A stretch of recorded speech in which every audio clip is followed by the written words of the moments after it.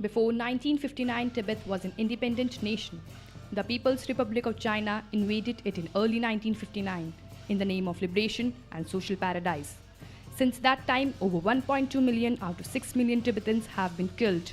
Over 6,000 monasteries have been destroyed and thousands of Tibetans have been imprisoned. In Tibet today, there is no freedom of speech, religion, or press, and arbitrary dissidents continue.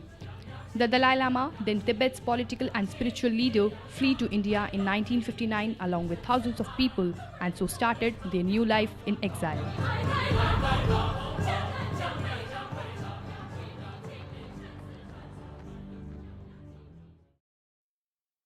Anh làm cái này tôi có tốt rồi, tôi mà xong à, anh làm là tên rồi.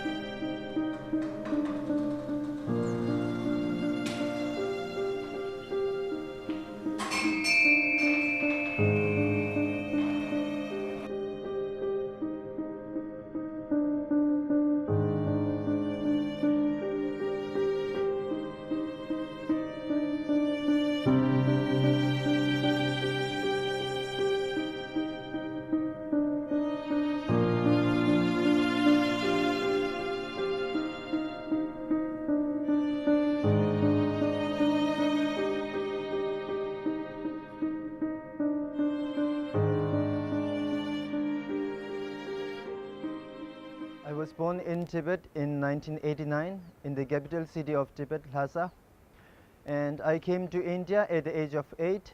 And while taking this decision, my parents, they never told me about the journey because I was too young to understand the politics, and if the information is leaked and understood by the Chinese police, then there is a possibility of facing the consequences to my family.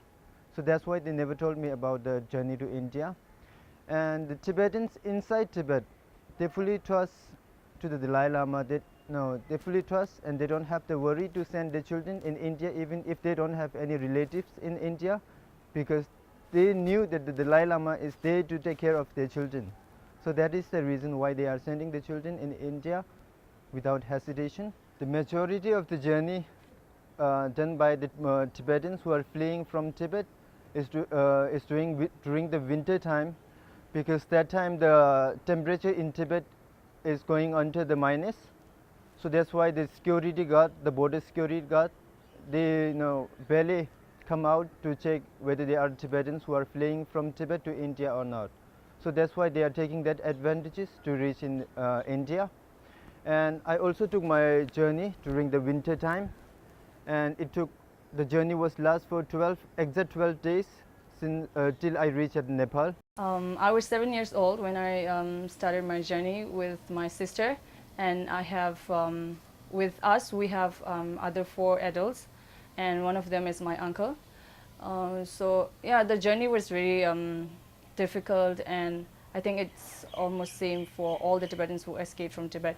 It was during winter and it was cold. It was very, very difficult. But then, especially on those difficult routes, my uncle carried me and my sister on his back and then crossed the roads, and yeah, it was a really difficult journey. But then and we were really small at that time, and we had luggages to carry, and another incident happened.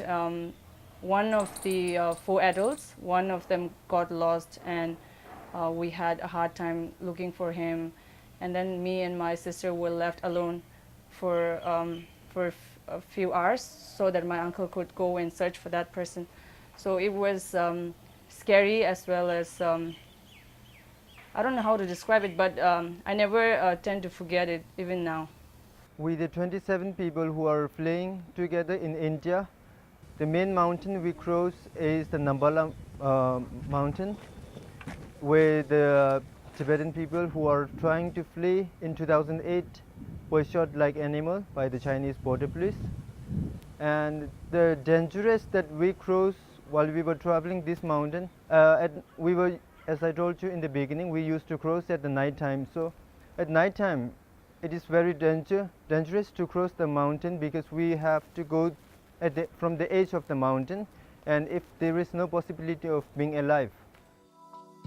According to 2009 survey conducted by Tibetan government, in exile there are about 1,28,000 Tibetans in exile, with the most numerous part of them living in India, Nepal and Bhutan. The most often problem for newly migrating Tibetans in India are language barrier, their dislike for Indian food and hot weather which make Tibetan clothing uncomfortable. Some exiles also fear that their Tibetan culture is being diluted in India. I'm the youngest and the most stupid children of my family, and I used to smoke, I used to bunk the school, and I used to fight. So it is for sure that every day, in every single day, I used to get punishment from my father. So my mother, she was not ready to send me in India, because I was the youngest, and I'm sure she loved me so much, you know. So that is the reason. One time, on the final night, she called me in the prayer room, and she told me to tell my father that I'm not going to India. And she told me to tell my father, but I haven't, because I saw some Indian movie, the Bollywood movie in TV, especially that one, the Mithun. That movie was I could remember only one scene, and that time I also I didn't feel sad, because I was too young and I wanted to depart from my father, because I'm always getting punishment because of my stupidity. The saddest moment was we were supposed to travel. We were supposed to depart from my home, and my mom, she was banging from the back of the car, and she was telling me to come out and tell my father not to go to India. That was the most saddest thing for me. And earlier that I never feel sad, because I wanted to depart from them, and I thought India is very close to Tibet.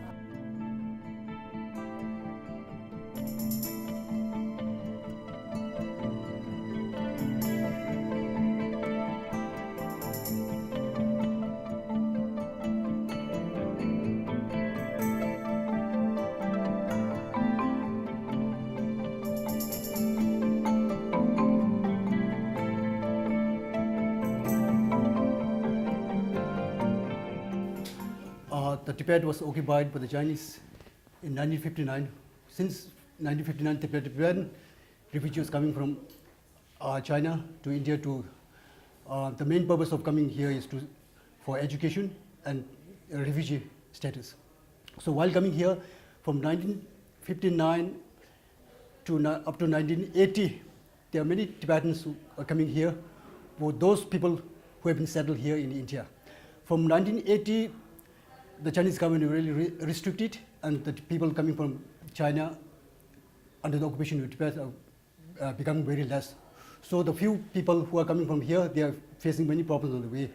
While coming on the way, the guides used to take huge money for coming here. So for that purpose, the Tibetan government in exile has set up a Tibetan Reception Center. The main Tibetan Reception Center is in Dharamsala, and we have a 2 branch center here in Delhi and one in Kathmandu. So the Tibetans escaping from Tibet, first of all they used to come to Kathmandu. From there they will send to Delhi, and from here we'll send to Dharamsala. The young people who are used to go for school, they are sending for Tibetan school in TCB school, Dharamsala, and Tibetan home school in Mussoorie. The older people they are sending for old age people, they are sending for old age home, and the rest they stand on their own feet. From 1980, the Chinese government had relaxed the policy for the Tibetans who are escaping to India. They relaxed the policy. From 1980, the lots of Tibetans had escaped from Tibet via Nepal to India. So in here, in Delhi, sometimes the reception center is becoming very full. They are very difficult to accommodate all things. Within a month, 400 to 500 people they used to come here, so they are facing very problem for accommodation also. From 1989, the Chinese government has restricted the policy for escaping the Tibetan refugees. So they put many checkposts on the border side, so they are very difficult to faced while escaping from here. So they have to hire an agent, and they have to pay huge money for per month. They used to charge 20 to 40,000 like that. So they're very difficult to come here.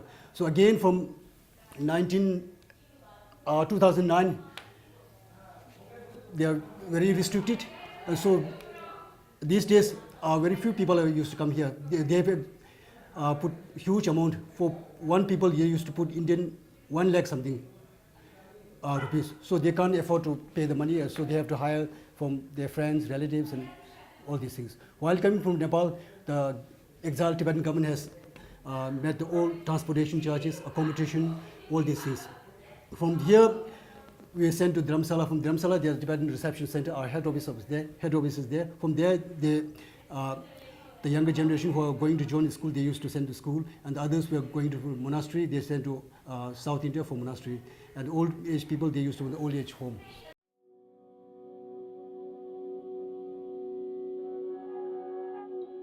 When I think about the journey right now, I am really glad that I didn't realize at that time how risky that journey was. Now when I think about it, it was really, really risky, and now I understand why we have to travel during the night and hid in the caves during the daytime. Now I can, when I read about people who escaped from Tibet, and when I hear stories and watch films and documentaries about people being shot on their way to India, and yeah, I'm sure you must have seen the documentary of those mountaineers who had filmed these Tibetans escaping from Tibet to India, and some of them were shot by the Chinese border patrol police. So yeah, it was a really scary journey, and when I think about it now, I kind of feel glad that I didn't realize at that time how risky it was.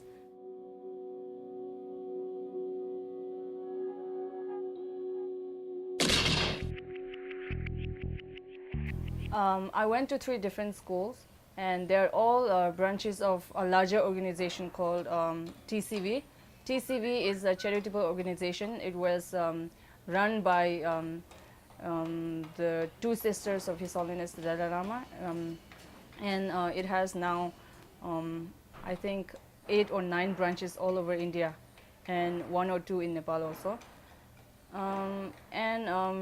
The schools were not like any other boarding school, but then the teachers and the foster parents are really, really kind, and they were they take care of all the kids. There were like 3,000, almost 3 or 2,000 or 3,000 students in each of these schools. So, and the children are divided into different foster homes, and then there are hostels for the elder kids.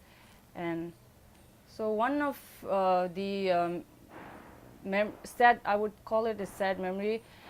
So whenever we always have, every year we have 2 months winter holiday. So most of the holidays I stay back in school. So it was really, really sad when I see other parents come and, kids going with their parents and relatives. So it was really sad. It's been 13 or 14 years since I've been in India. And being in an independent and a freedom country, I have got to learn a lot about the participation of youth in political and social change.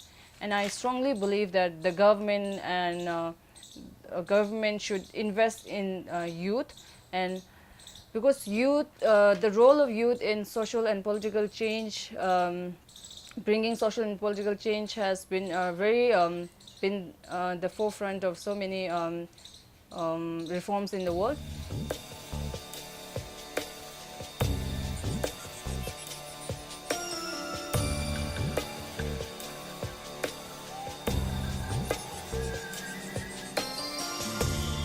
I will show you the gift which was sent by my parents, and it was kept by my sister for the last 15 years. And let me show you. This is a kind of nut, and which is quite famous in Tibet, and this was sent to us by my mother, and she has kept a few of them as a memory, and it was kept for the last 15 years. And that is the baggage which was sent from the Tibet, and she kept it also as a memory. This is my elder sister. She's married, and this is the sister who kept that dairy, who gave the gift from my parents, and now she's in Netherlands. And this is my eldest brother, the second eldest children of my family, and now he's in Germany. And this is my father, and this is when he get elder, this one. I miss my mom the most. I miss her so much because it's been almost around 20 years since I haven't seen her. I used to speak on the phone, but I never saw her face since I left from Tibet, and that is the hardest part of my life.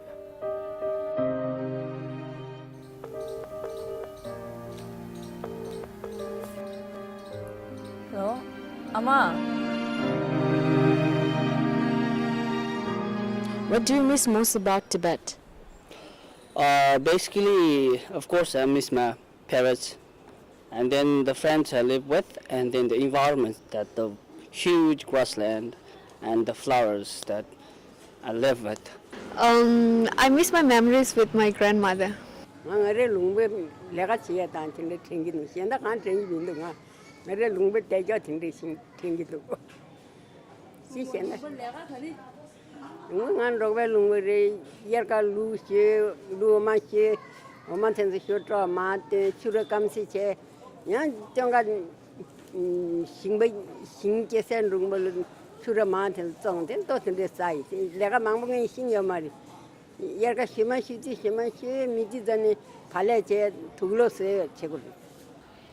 I came to India in 2000 at the age of 5, and today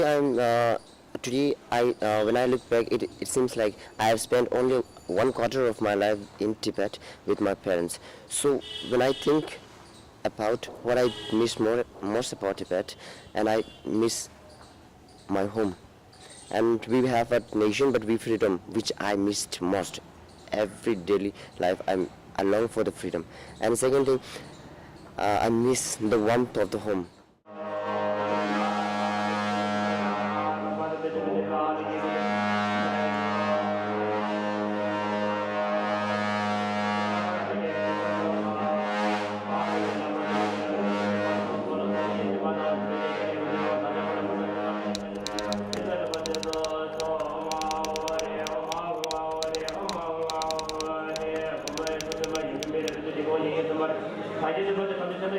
I